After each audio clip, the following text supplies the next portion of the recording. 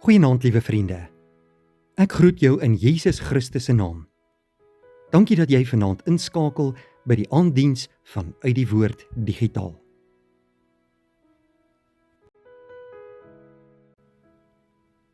Ons skriflesing kom vanaand uit die woord van die Here uit 1 Tessalonisense 5 vers 17.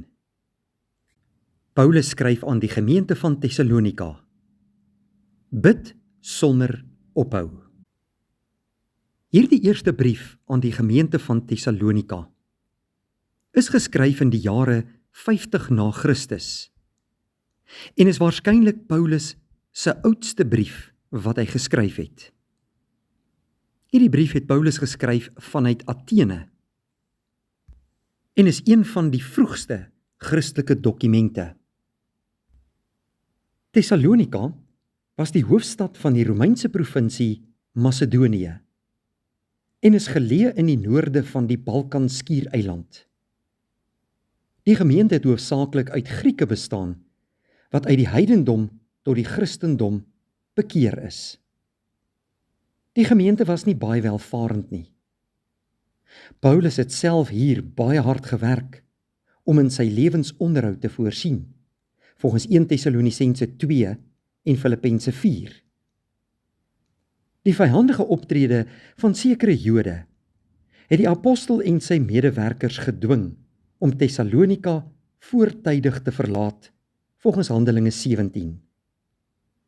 Weens kommer oor hulle jong onervare gemeente, stuur Paulus vir Timoteus om hulle te besoek en te versterk.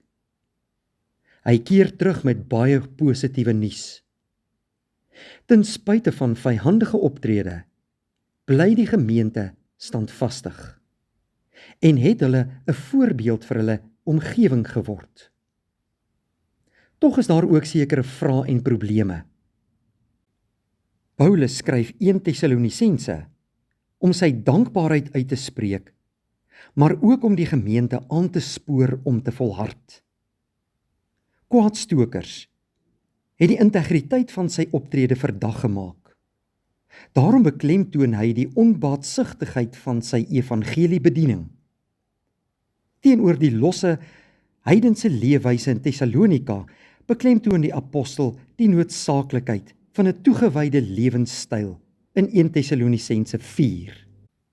In 1 Tessalonisense 5 kom Paulus en gee verskillende raadgewinge aan kinders van die Here.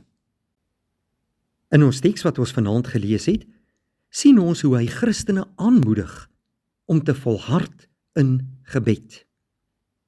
Gebed is die asemhaling van elke diepgelowige kind van die Here. Sonder gebed kan ons nie met God kommunikeer nie.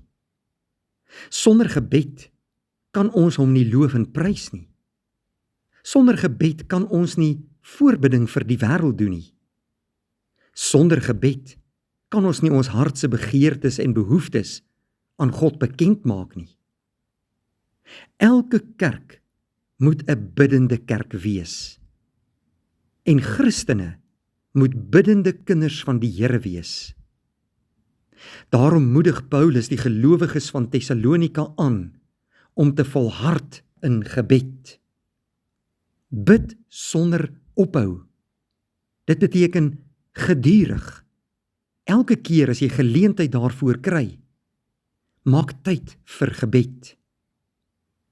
Ons weet natuurlik uit die boek van Jakobus 5 vers 16 staan daar: Die vurige gebed van 'n regverdige het groot krag. Inderdaad gebeur daar dinge waar kinders van die Here saam bid. Daar is groot krag in gebed. En ons moet nooit daarin twyfel dat God elke gebed verhoor nie. Hy luister na ons gebede en hy gee vir ons volgens sy wil. Ek en jy moet ons eie gebedslewe gaan ondersoek ook vanaand. Hoeveel tyd spandeer ons aan gebed? Hoeveel keer in 'n week maak jy tyd om tot God, jou Here, te bid? Geen een van ons kan sê dat ons genoeg tyd aan gebed spandeer nie. As ek en jy die geleentheid het moet ons bid. Ons moet die Here se naam aanroep. Ons moet hom loof en prys, dien en eer. Wees versigtig dat jou gebede nie net 'n versoeklysie is nie, maar doen voorbidding vir mense wat dit nodig het, vir God se kerk, maar ook vir jou eie lewe. Loof God in jou gebede en dank hom vir wie hy is en wat hy vir jou doen. Jou lewe as Christen kan nie sonder gebed wees nie. Paulus kom ook vanaand by hierdie mooi geleentheid en moedig ons almal aan om te bid sonder ophou. Hierdie nuwe week lê voor ons.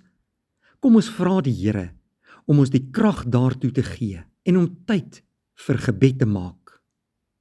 Kom ons open ons harte vir God. Ons bid tot hom en weet, ons Here verhoor ons gebede. Mag die Here vanaand vir ons seën en opbou in die geloof en krag gee, en die week wat voorlê so inspireer, dat ons lewens hom sal verheerlik. Kom ons bid saam. Hemelse Vader, vanaand wil ons U loof en prys as die enigste ware God, die skepper van hemel en aarde. Ons loof U want U is lief vir ons. U maak met ons bemoeienis. U wil in 'n lewende verhouding met ons staan. Bevestig U woord in ons harte en inspireer ons deur die Gees om ook meer tyd vir gebed te maak. Dankie dat U ons gebede verhoor. Seën ook vir ons die komende week, vergewe al ons sondes en vul ons harte met U vrede. In Jesus se naam bid ons dit. Amen. Vriende, ontvang nou die seën van die Here en gaan lewe in sy vreugde.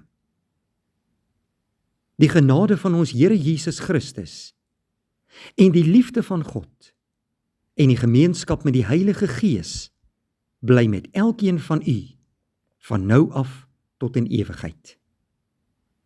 Amen.